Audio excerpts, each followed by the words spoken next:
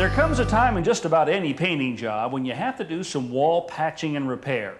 And here's a tool that's going to make that a whole lot easier. It's called a 5-in-1 tool. Now, I found at least 6 uses for this tool. Let me show you what they are.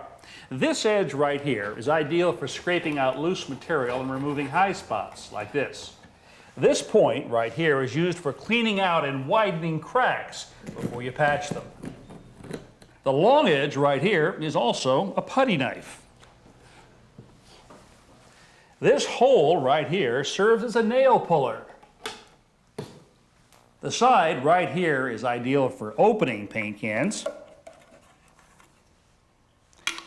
And the end has sort of a built-in hammer for closing them.